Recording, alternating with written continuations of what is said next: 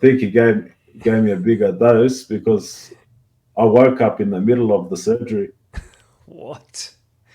I woke up and I'm looking around and they're doing the surgery. And I'm No looking on way. there's TV screens around the room and I'm watching them.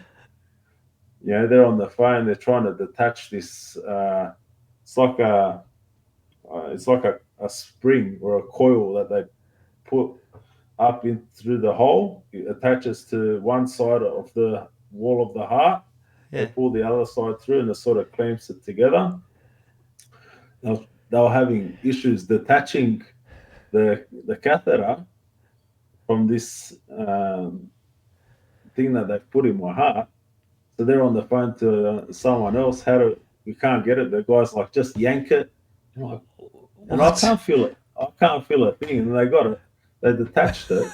And then I ended up, I just got myself off the surgical table myself onto the bed and they wheeled me out. No way. That is crazy. When you wake up, did they know that you'd woken up and they're talking to you? Or? From the local parks of Sydney to the Croatian National League, Tomi Romic's journey is one of grit, discipline, and resilience. As a goalkeeper, he built a reputation for commanding presence and fearless leadership. As a professional boxer, he tested his courage and mental toughness in the ring. And after a life-threatening stroke in 2024, he chose not to slow down, but to build something bigger, the Topflight Goalkeeping Academy, where he now shapes the next generation of goalkeepers. In this episode, Tomi shares powerful lessons on respect, discipline, self-belief, and overcoming adversity. His story isn't just about football or boxing. It's about courage in the face of setbacks, commitment to growth, and passing on wisdom that he wished he'd had as a young player. Whether you're a growth-driven man who loves sport, a coach guiding young athletes, or a parent supporting your kids on their sporting journey, this conversation offers insights that will help you rise, defend, and dominate in sport and life. I'm Ian Hawkins, and this is Sport is Life. The purpose of sport, as I see it, is to see your vision become a reality. Find your voice, create strong connections, and learn to trust your body.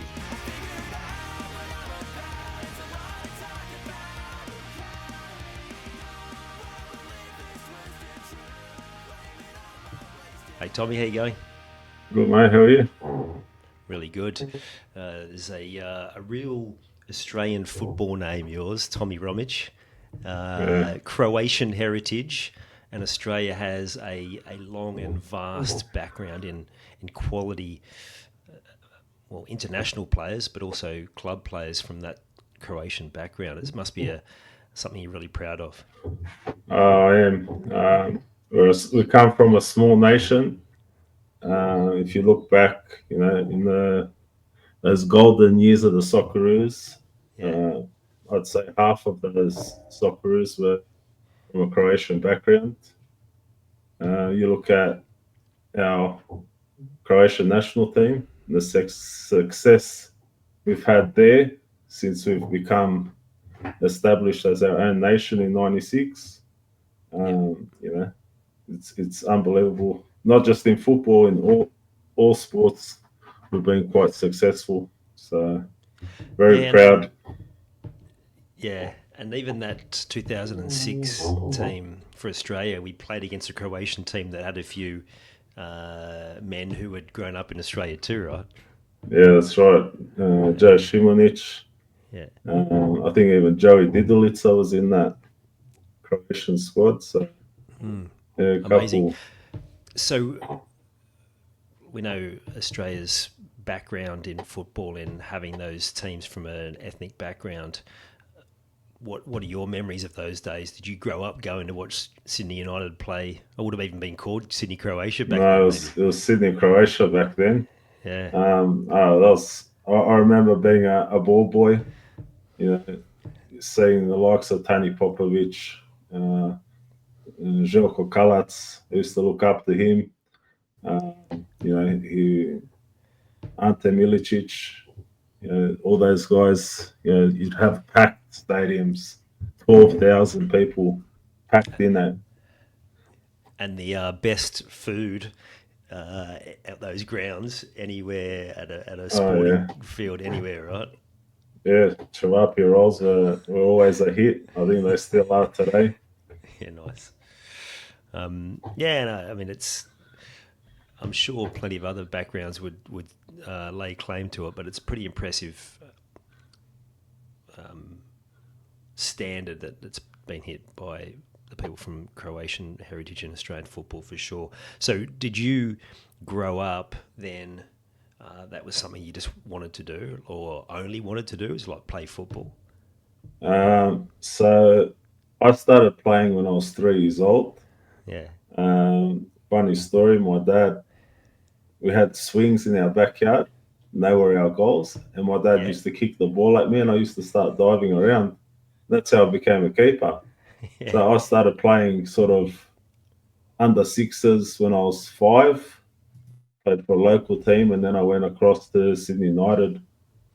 I was playing at the nines as a 6-year-old. A lot different back then. Yeah, playing under nines in a full field, yeah. full Wow. size goals, which I think is better for development. Which Interesting. is why I only train my goalkeepers in a full size goal. Doesn't matter how old you are, you're training in a full size goal. Oh, okay, let's go in there straight away. Why do you think that's important for their development as goalkeepers? Well, I feel that when you go from under 12s in a SAP program, smaller goals, and you Yeah, jump into those big 7.4 meter, 2.4 high goals, it's a shock. It's a shock, and it takes time to adjust. And okay, you're not expected to cover the whole goal, but if you're at least training in that size goal for a couple of years prior to sort of entering that youth stage, it's not a shock. It's not a intimidating um, as it would be if you're just jumping straight in. So I've got yeah, 10-year-old goalkeepers that cover full size goal. yeah. You know, That's really so cool. I think it comes back to something that's a bit of a problem in, well, probably all youth sport, but particularly football, is managing expectations. Like, I think one of the reasons may be because of how many teams have got themselves so consumed with winning that we've got to make it smaller, and these poor goalkeepers, and but really what we should be doing is, as you say, is making decisions based on the best development as a child and putting education around that, right? well, if you look at back 10 years ago in the goalkeeper space in Australian football, uh, you'd have at least 10 to 12 goalkeepers playing at the highest level in top leagues around the world to, that are up for selection for the Socceroos. You're Yeah, lucky to get 4 now.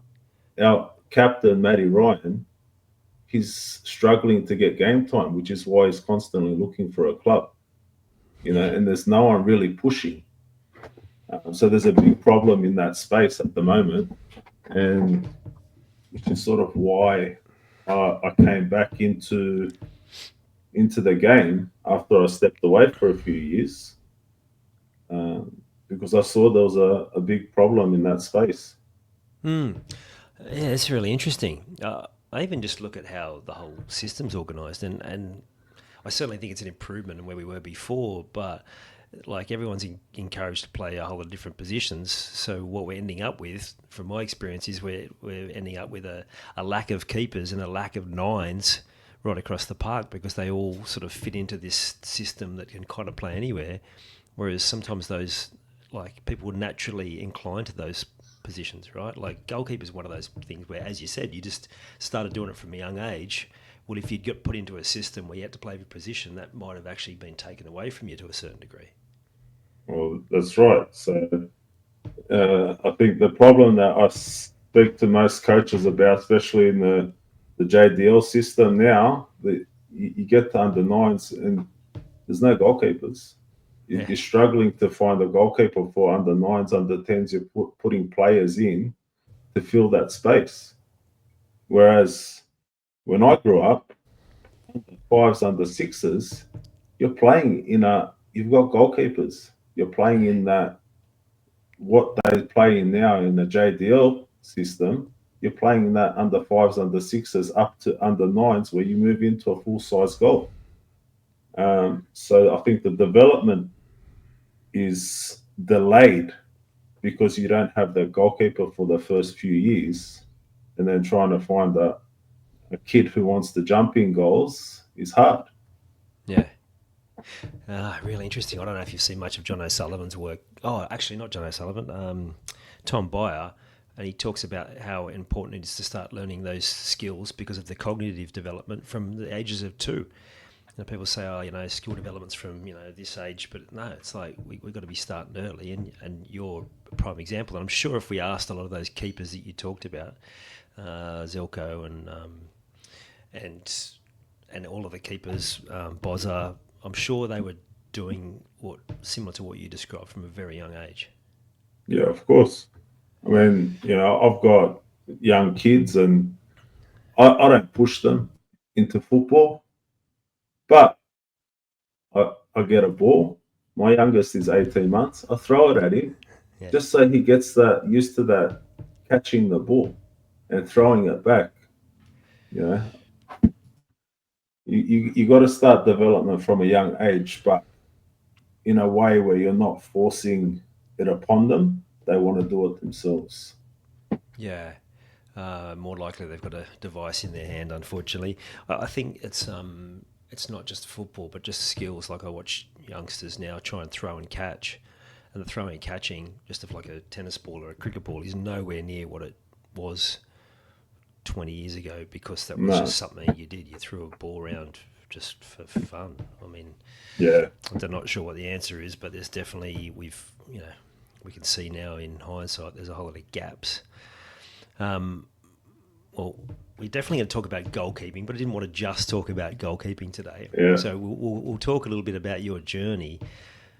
But what I'm most fascinated about is the journey you've had since the setback you had was it only last year? Yeah. Mate, when we met and you were talking me through that whole situation, I was like, I just remember like having my mind blown. So in 2024, is that when it was? Like, did you just start March. to get? Yeah, I think you said, was it your wife It that was- recognised maybe something's not quite right? So what happened was I was supposed to go to work that day, and I took my kids to school, and I didn't even feel sick. Took Yeah, them right. to school. I'm not going to go today. I was supposed to go 2 hours down south. I came home and started talking to my wife, and I go, I've got a head spin, and I grabbed my head, and it felt like someone's just hit me with a bat straight across the head. Yeah, wow. And I remember it so vividly, like it's happening now. Yeah. I look down at my arm, and in slow motion, I can see the drool falling from my mouth and splashing up off my hand. Wow. And I lost my speech. And my wife straight away, she goes, "You're having a stroke." And I was like Frankenstein. Yeah, I wow. couldn't say anything. And so she called the ambulance. And at first, I was like telling her, I'm trying to say I'm not going to the hospital because I'm stubborn. Yeah. So I eventually went to the hospital. Ambulance came and grabbed me, and I did all the tests. Arteries all clear, everything's clear. Did the MRI. Yep, you got a stroke. Hit the left side of my brain in the dictionary part, which is why I lost my speech. But I was lucky. I started to get my speech back, and for a while I was very confused. This is all Uh, in this initial stage still. yeah, so I started to get my speech back, but I I was mumbling words, and Yeah. it was really strange. Then they tested my heart, and they found I had a hole in my heart that I was born with it. Wow. It's quite big, quite a big hole, and uh, I've had it my whole life. And essentially, what they said was this could have happened to you at any point in your life. And I played soccer professionally. When I retired, I went to professional boxing. So my training was intense.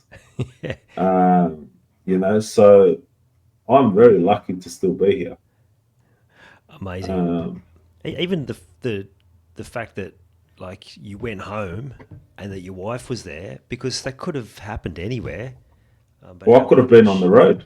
Yeah, with the I kids. could have been driving down south, you Yeah. know. Mm.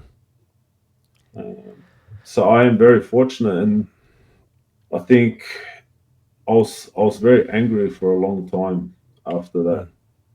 Mm. Yeah. What? Why? Yeah, Like it was what? Like sort of why me? Sort of. it was definitely why me. Yeah. Um, it was definitely why me, and I sort of, you know, after that, all I could really do was sleep. I don't think for the first 3 or 4 weeks I was awake more than 2 hours at a time. Mm. Um, very fatigued, and eventually I sort of started thinking, and I already sort of was thinking about starting an academy prior to that happening.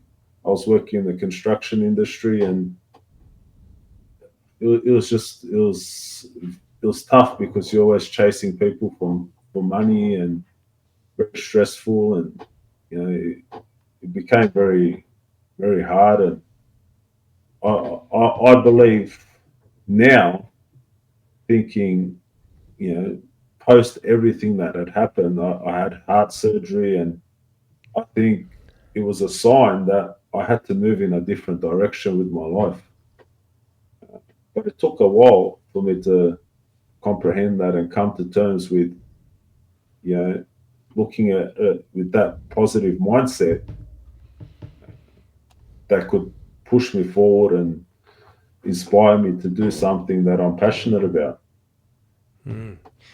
It's often the case, unfortunately, that people need to sort of go into some dark places before they realise, like, well, I've been thinking about this for so long, but you've almost you for you, it's like you're almost facing immortality, right?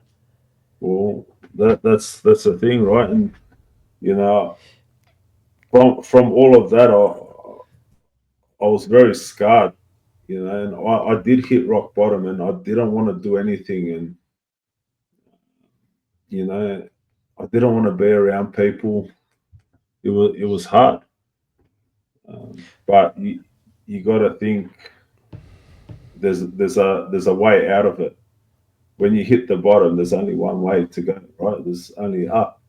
yeah, So it's just trying to find that right mindset to go into that direction. yeah. Do you have you? I imagine you have spoken to your wife and to your family. Like, how did they see the whole situation? Were they like well, we know it's going to be okay, or were they freaking out, or like, what was sort of going on for them? I think it was a very scary time, especially for my daughters. Uh, they were always worried to leave me alone. That something might happen. I think even today they sort of have that worry at the back of their head. Yeah, But it's scary. I literally I saw my life flash before my eyes, and that's being dead set. I saw within a minute, might have been longer, might have been less, felt like a minute, but I hmm. saw my whole childhood growing up just flash before Wow, my eyes. wow. It was so scary. So in in the moment, like when it first happened, were you, like you said, you couldn't speak, but were you coherent enough that you knew something wasn't right? Like, were you pretty scared, or were you so like out of it that it was kind of almost like out of I, body? I knew something wasn't right, Yeah. and I knew that I had a stroke. Um, but me being me, I'm stubborn, and I didn't want to borrow a doctor or go into the hospital. Like, I'm not going to go and sit there for Yeah. however many hours to get tests done. But my wife got me into the ambulance, and off I went. And luckily for me, I got there quite quickly, because if I left it, I could be still in that same situation today. What treatment do they have to give you? So they recognise the hole in the heart, but you're also the stroke. Like, what do they have to do to get everything back on track? So, I think I think if they said if I waited any longer, there's an injection they give to stroke patients Hmm. if it's within the right time frame, that can sort of reverse um, the symptoms. Um, but they basically just pump me with uh, blood thinners and aspirin and antibiotics and whatever else. I can't even remember. Yeah. Um, and thankfully, I was okay. Yeah. Wow. Did you have to have heart surgery as well? Yeah, I had heart surgery in June. Um, that was just a keyhole heart surgery. Funny story though. Just as I'm going into the surgery, when they have you in that room, I go, "You're gonna put me out, yeah?" The cardiologist like, "No, you're gonna be awake." I said, "What do you mean?" He goes, "No, you're gonna be awake." I said, "No, no, no, put me to sleep." So I think he's like, "No, you'll be right." I think he gave me a bigger dose because I woke up in the middle of the surgery. What? I woke up and I'm looking around, and they're doing the surgery, and I'm No looking on way. there's TV screens around the room, and I'm watching them. They're on the phone. They're trying to detach this. It's like a spring or a coil that they put up in through the hole. It attaches to one side of the wall of the heart. They Yeah. pull the other side through, and it sort of clamps it together.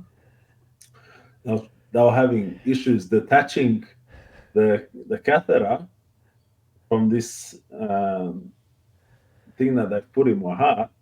So they're on the phone to someone else. We can't get it. The guy's like, just yank it. I'm like, and I What? can't feel it. I can't feel a thing. And they got it. They detached it. And then I just got myself off the surgical table myself onto the bed, and they wheeled me out. No way. That is crazy. When you wake up, did they know that you'd woken up and they're talking to you? Or? No, they weren't talking. They were talking amongst themselves. But I'll never forget it. It's like, wow, I woke up in the middle of my heart surgery. So Oh, mate, unbelievable. So how long was recovery? So they obviously had to wait a while before they did heart surgery after the stroke, but then after that, what was the recovery like? so I wasn't supposed to do anything for I think 4 weeks, 5 weeks. Um, I went and played over 35s 4 weeks later, and I played probably 5 games for the rest of that year. Made the grand final, and then that was it for me. I couldn't.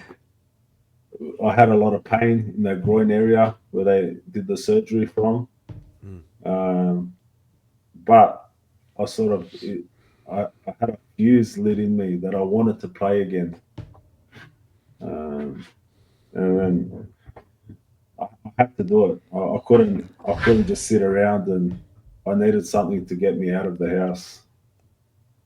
I bet your Uh, wife loved that.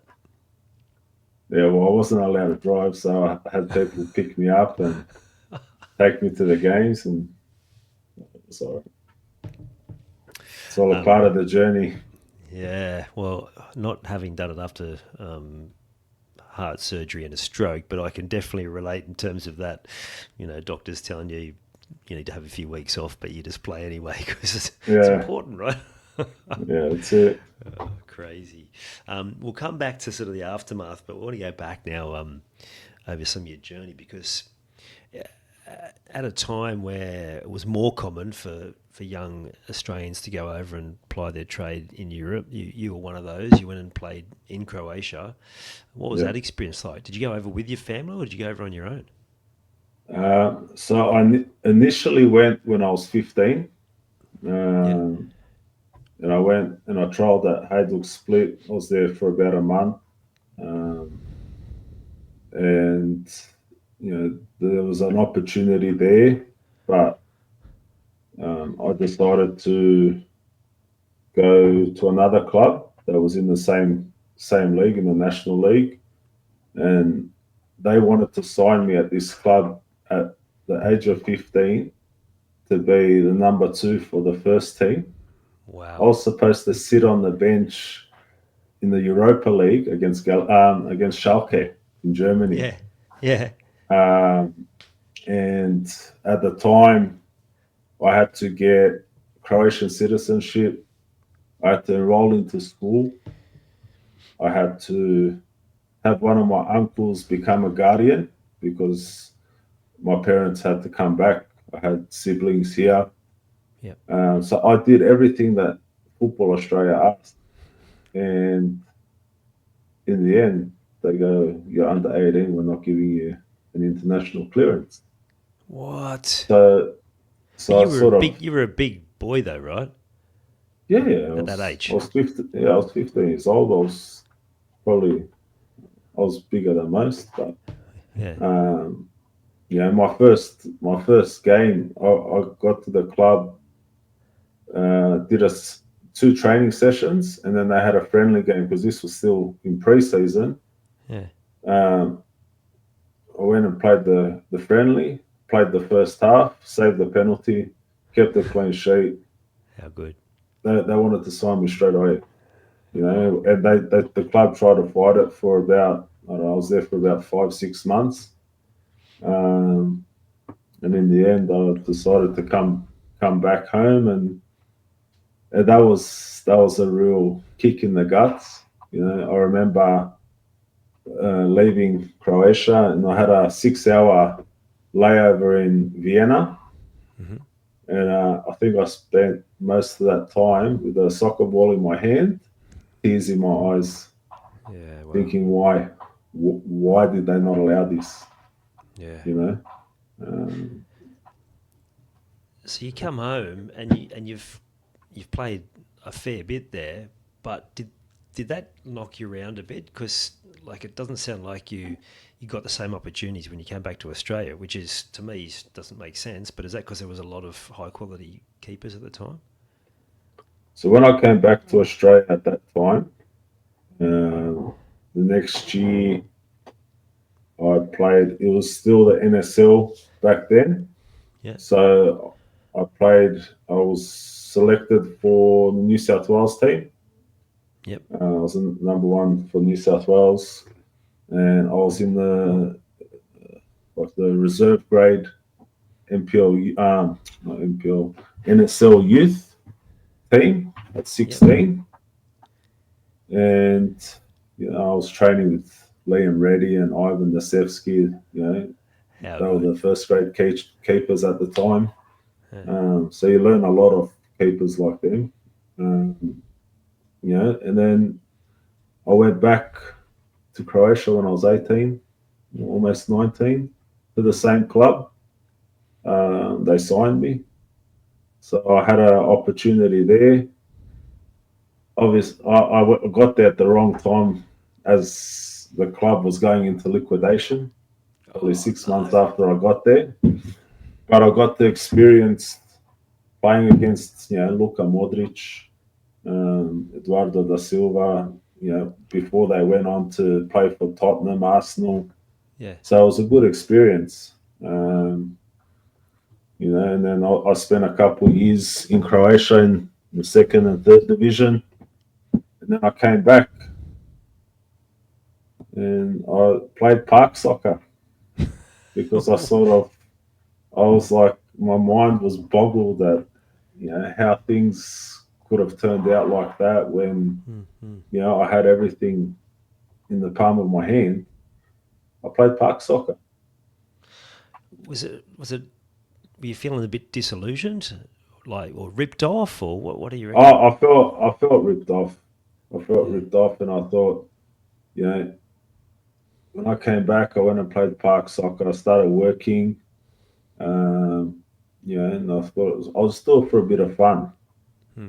but I can't do things just for a bit of fun. It's not how I'm wired. Yeah. So the year after, I went and trialled for Macarthur Rams. They were in NPL. It was state league at the time, Yeah. and I got a no from the coach. I was like, "What do you mean? A no? I've never been Knocked back. rejected at a trial." Yeah. I was like, "What is going on?" I said, "Oh, good." No worries. I went back, played park soccer for another year. Yeah. The next year, I went back to Macarthur Rams and trialled again. And Raul Blanco was the coach at the time, Yeah. and he signed me. Well, Awesome. one year difference makes. I was state league goalkeeper of the year. Wow. So from the year before them saying no, I went back, tried again, and I was the best keeper in the league.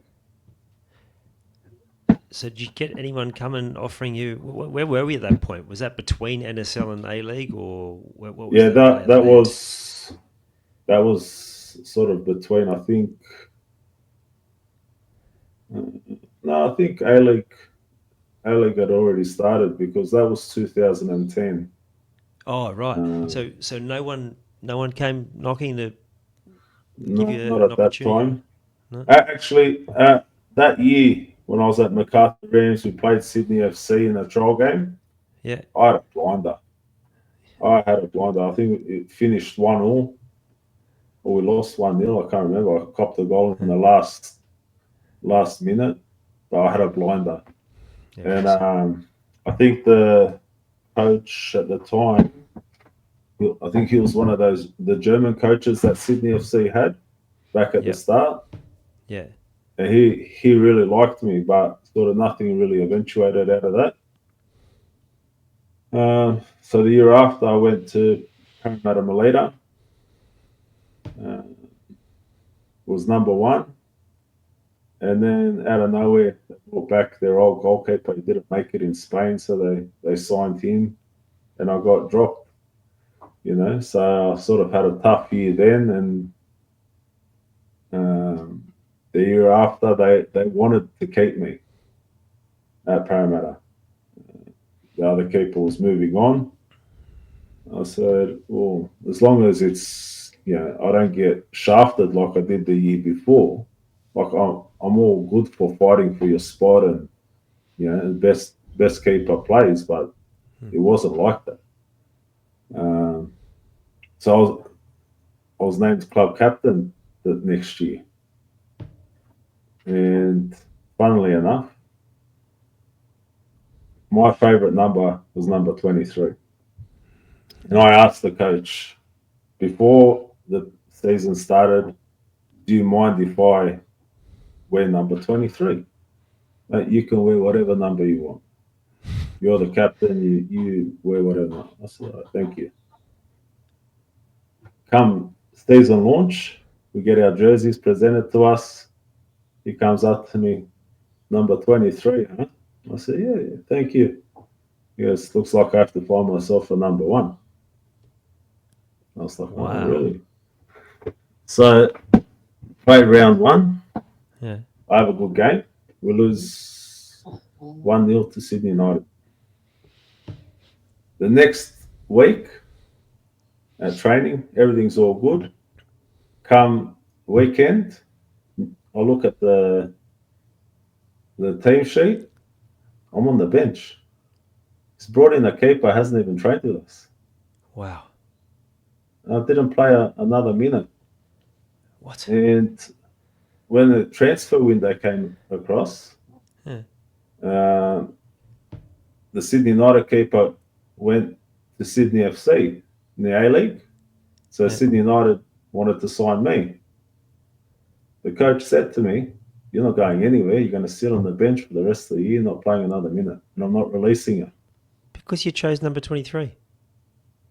I don't know what the reasoning was behind it, but I went from club captain to not playing another minute. That's I ended bizarre. up having meetings with the club and I ended up getting my release. The first game that I'm signed for Sydney United is against Parramatta. I'm not allowed to play. They won't let me play. They put a clause in that I can't play against them. I said, "Oh, whatever." I play the next game, have a blinder against Sydney Olympic. The week after, against Blacktown, worst injury of my life. I go up for a high ball and I land on the post, snap every ligament in my left ankle. Oh. Gone. So I Devo. I stayed at the club for the rest of the season, couldn't Mm. play, and then I go, "That's it, I'm done. Yeah. I can't even walk." So I was out for about 18 months, and then the next part of my journey starts. Is there still part of you that thinks, what if? Always, Yeah. always. I always think, what if? Because I was at the top. Yeah. You can go speak to Jim Fraser. He'll tell you it was me and Danny Vukovic. So Yeah. it's all what ifs. Yeah. Yeah. But I guess that's part of what lit a fire under you for the Topflight Goalkeeping Academy. Well, it is because I didn't have guidance from people that should have been there to help me. I didn't have, yeah, I had some great coaches, but I didn't have a great mentor that in a situation when it's tough, tell me what to do or to go to for advice. Yeah. Love it. So I'm for me and my academy and my keepers, I'm all about them, their development, helping them reach to the highest level they can. So that's why I think I've been so successful. My academy's only been around for a year, and Yeah. I've got about 75 keepers. Yeah. Wow. So good. Yeah, What you described there is exactly what I talk about when we talk about purpose, and that's where you get success, because it's when you're able to deliver to people something that you didn't have and needed. Not only does it like give you this sense of like, well, of course, purpose, but just a sense of something bigger than you to be able to give that and pay that forward. But it means that those people on the receiving end are getting everything that they need because you know what that path is like without it. So I'm not yeah. surprised on the growth.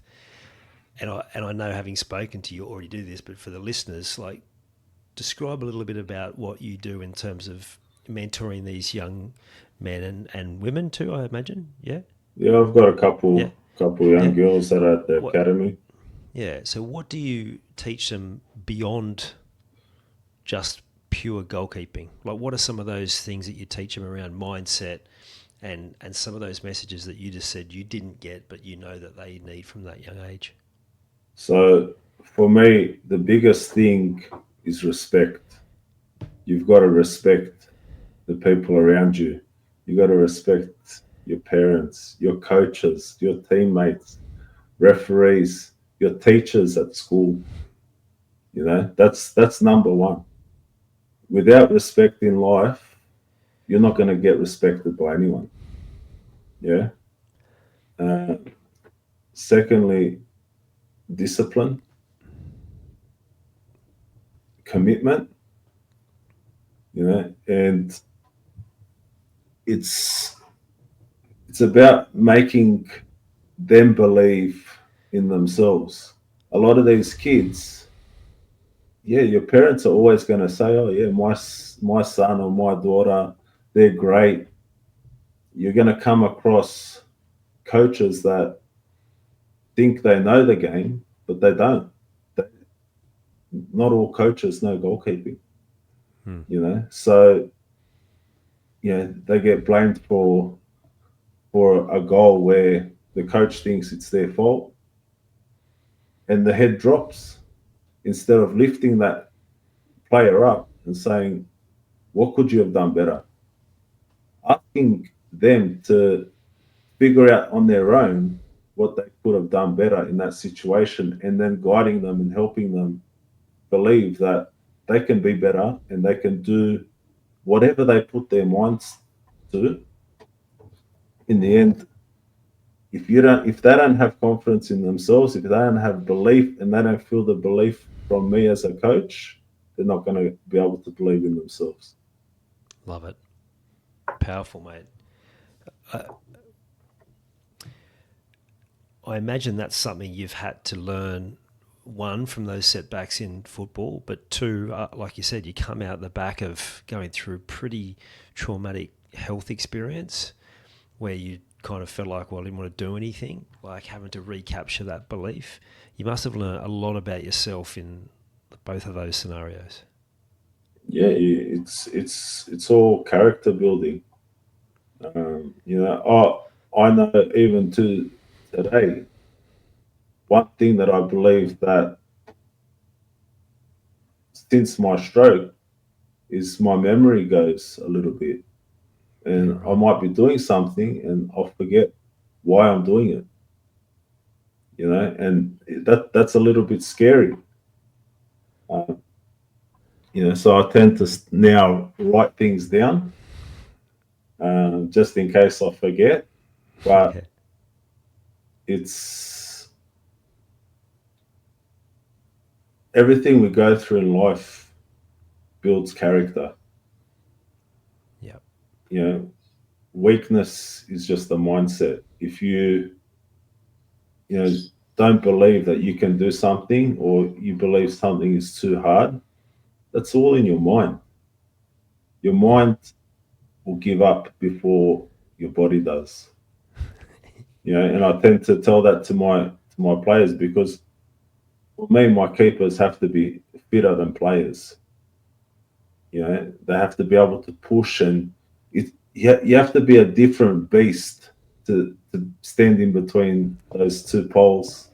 yeah. Yeah, You're all got a couple of screws loose, so I reckon. well, that's what they say, but it's a different game. So you've got to be ruthless. You've got to believe that. You know, I listened to a podcast with Kasper Schmeichel, and he says a goalkeeper has to have a cloak of invincibility and Love believe that. that no matter what, it's not your fault. You know, Hmm. no matter what has just happened, you can't change that. You have to keep moving forward. Yeah, if you let a mistake define the rest of your game, you're not going to be a winner. Yeah. So I believe that's something that stood with me since I heard that. Hmm. Very powerful. Yeah, absolutely. Another thing that I'm getting from your story, and something that's in your bio, talking about how you were fearless on the field, and what you've described you've been through, certainly would have taken a huge amount of courage.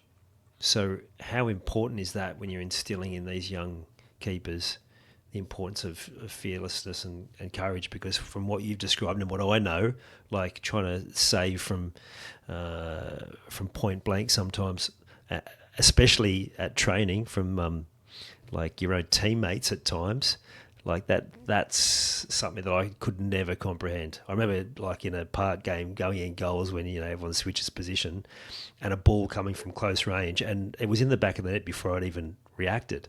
Like Yeah. it's a completely different thing to anything else on the field, obviously. But So you've played the game, hmm, and if you've ever had a goalkeeper behind you that's fearless, does that make you more confident? oh, That 100%. knowing that he's going to come and collect anything that comes towards that goal. And as a striker, when you're playing against a keeper like that, you have some fear because you're thinking It's if I'm just intimidating. watching it's massively intimidating, especially if it's a big frame and they know how to use it and absolutely. Yeah, that's something that I was very big on when I was playing. I attack every ball, and I never back out.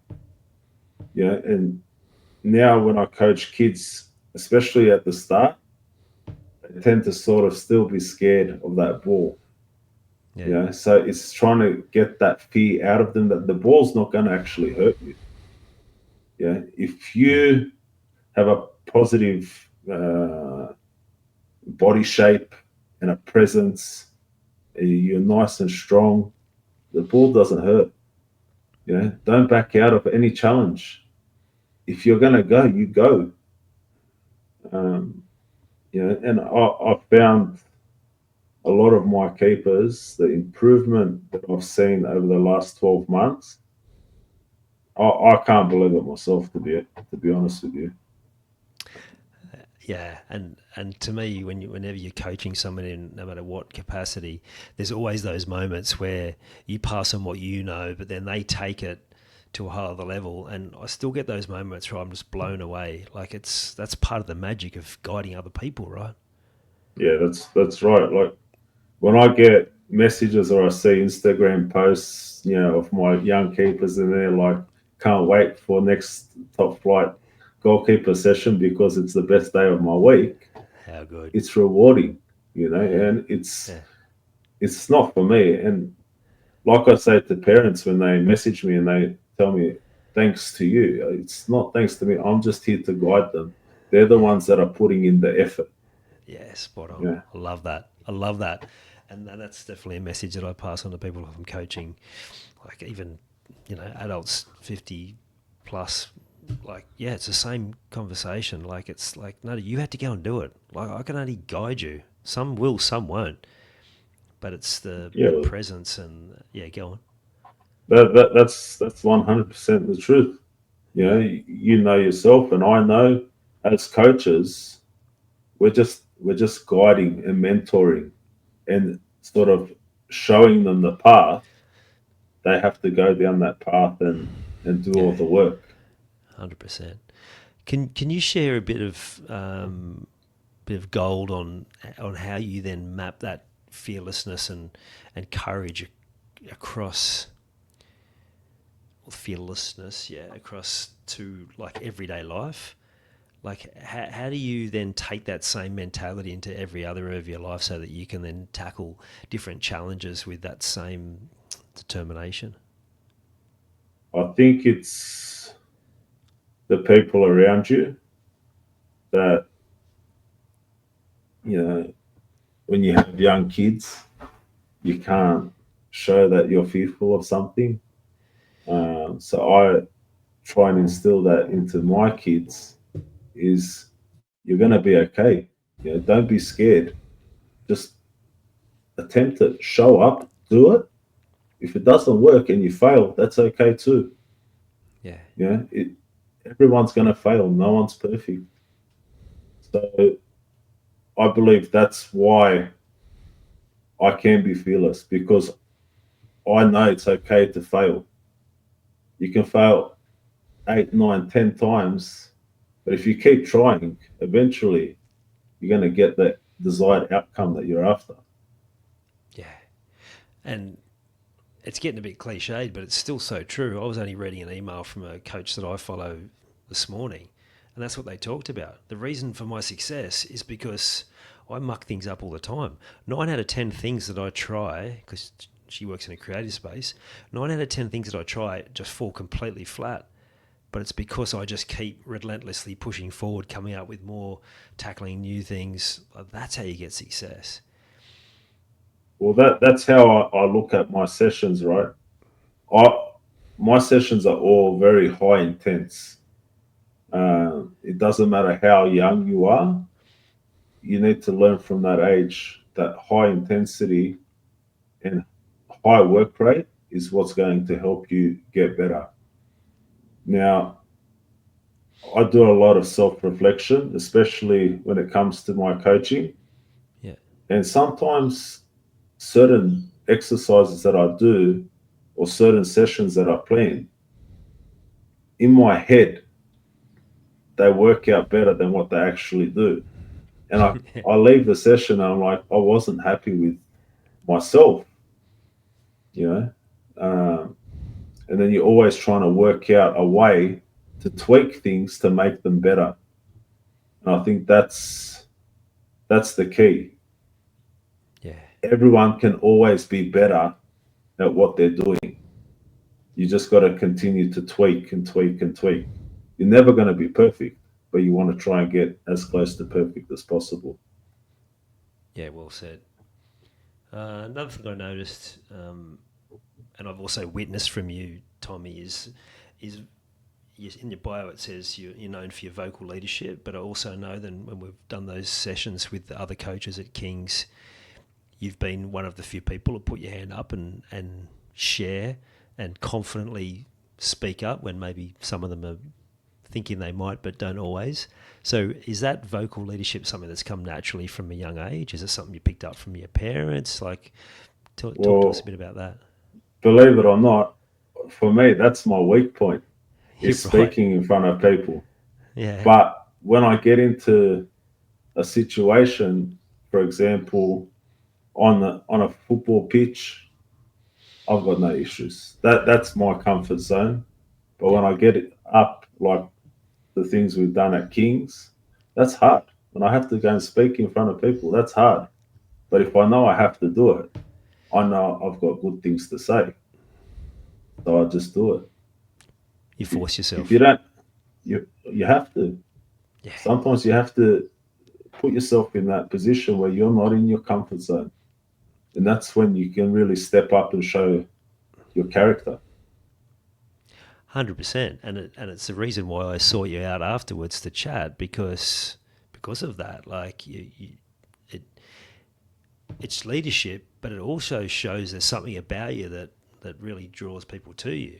And I think for Yeah, anyone listening, no matter what age they're up to, or if they're thinking about their young athletes that they either coach or that they're parents to, is that it's such an important skill. And what I also ask you is like, I've noticed in a lot of other codes, they talk about some of the young sports people coming through, they tend to be really quiet. Is that something you've experienced with the guys that you coach? And if so, how do you sort of bring them out of that comfort zone when they're I coming think through?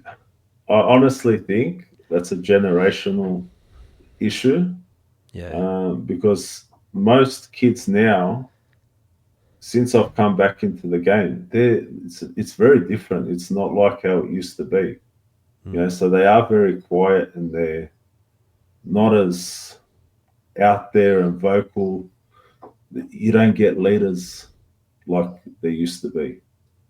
Uh, Interesting. you know, and for me, the way I try and bring that out of them is one, I give them belief in themselves. Two, at training, you have a joke with them, get them feeling comfortable, and Yeah. then they start talking and being vocal and being Yeah. confident within themselves. You know, and I think that's important. I think a lot of kids now are stuck in a shell and so worried about, oh, what's this person going to think if I say this? Mm-hmm. You know, but that has to come out. It has to. That was me as a teen as well, and I was blessed to have a coach that really brought that out in me. Do you work with the parents on that, and then talk to them about the need for it, but also some strategies around how they're going to bring their young athlete out of their shell? I speak to a lot of parents, and I do have these conversations, and it is actually something that I want to put together, you know, with them, is sort of a night where we sit down all together, the parents and the athletes, and talk about how we can improve that confidence at home, not just Love. at football, at Yeah. home, at school, and get them out of that shell. It's I understand because I was always that kid that was scared to talk in front of people. As soon as I Yeah. have to talk in front of people, I start stuttering, and it's intimidating. They say, "Oh, picture everyone naked," but you can't do that. No, that doesn't work. I've tried. Oh man, so good. Um, I wanted to ask you about your family. Like we talked about the Croatian heritage, Yeah. that tight family unit. How important was for you growing up? Just life in general, but also from that football journey. I'm sure that was a family thing as well. Going to football, whether it was playing or watching. Yeah, it was. My dad was always my biggest supporter. Awesome. No matter what, he always believed that I was the best, and it made me believe that. And I was, maybe I wasn't the best, but I was up there. So even when I was hitting 33, when I was planning to retire, he was so upset. You know, Yeah. and unfortunately, my dad passed away on New Year's Eve, just passed. Yeah. Wow. And for me, I had the next day. For me, I had to go and get my keepers. So we're training on New Year's Day. We're training. Wow. Wow. That was my outlet. Because I know my dad would be proud of what I've achieved in such a short period of time. I only briefly spoke to him because he lived overseas. Hmm. I spoke to him every day, but I started the academy in September. I didn't speak to him for the last month that he was alive because he was in hospital. Yeah. Right. Um, and so he only sort of briefly saw what I was doing through social media. And then I've really focused on my goal was always to have the best goalkeepers come out of top flight, hence the name Top Flight. Yeah. You know, um, you know, so I'm really proud of what I've built in this short period of time. But sky's the limit. I'm always looking at ways to make it better. I've got a goalkeeper tour in the UK next year Awesome. where we've got 3 sessions with Man City Academy, one with Liverpool, one with Chelsea, one with Tottenham, Yeah. Right. one with Wolverhampton. It's something that hasn't been done in terms of goalkeeper space. So Yeah. it's not only the experience for them to go to these clubs and train at these amazing facilities. It's it's a learning experience for myself to see what they do over there, so I can bring back here and help develop more goalkeepers to maybe one day sign that professional contract. Oh yeah. And imagine building a relationship with these clubs where you're creating a Well, funnel for that these. Yeah. well that's the plan. Yeah. Awesome, mate. There's there's always a method to my madness, as I tell my keepers. Everything I do is for a reason. So, Oh mate, goosebumps all through that, mate. I think, like what you said before, like there's a gap in the market around goalkeepers in Australia, and you're already starting to fill that, and to be able to create that pipeline, mate, magic. I know that's something that I've experienced losing my dad as well, and I know it left a massive hole. What's something that you've struggled to reconcile since he's passed? um, I think just I never got closure. I never got to say goodbye. I never got to go to his funeral, Yeah, um, well, because over there they do it within a day or two of them passing is the funeral. yeah, right. So one being at New Year's Eve, You're I not got getting a out of phone call Australia. at 10 p.m. Yeah, I wouldn't even get there on time. So for me, that was, even to this day, that's the hardest part for me, is I didn't get to say goodbye to my dad. yeah, so tough. And we'll have a talk about that once we jump off. But I'd love to hear like something that you really know that that you learned from your dad that you still use every day, and that's something that you're able to pass on, like a legacy to the next generation. I think the one thing that he instilled in me is to always have that self belief. And I mean, if you don't believe in yourself, how do you expect someone else to believe in you? Yeah, 100%. So, so yeah. Yeah, that's good, mate. I love what you're creating, Tommy. I love what you've created. I love how quickly it's grown, and I love what the future holds in terms of the opportunities that you're creating for young Australian goalkeepers. Um, Thank you for coming on and telling your story. I know some of that stuff's pretty raw, and I Thank you for having appreciate me. you. You're welcome, man. I appreciate you sharing some of the wisdom for the listeners as coaches and parents, but also what you've shared just in terms of being someone that's been through a high performance environment, but also just an everyday person with a family, and what you can learn and take forward into all areas of life, mate. I really appreciate it, and I commend you for sharing so openly. Appreciate it. Thank you. So, what were the big lessons from today's conversation with Tomi Romic? Respect is the foundation for success in football and in life. Discipline, commitment, and courage build resilience when the pressure is on. Vocal leadership and self belief aren't just skills for sport, they shape who you are everywhere. And passing on knowledge to the next generation is one of the most powerful legacies you can leave. And if you're ready to not just learn these lessons, but actually live them, my game plan training is designed to help you do exactly that, giving you the tools and structure to back yourself, build confidence, and create a life you're proud of on and off the field. Check out the link in the show notes to get started. You've taken the time to listen to this whole episode. Now it's time to take action. Commit to one thing you've learned today and make it happen. And to avoid any obstructions, join the Sport is Life movement by clicking on the link in the show notes.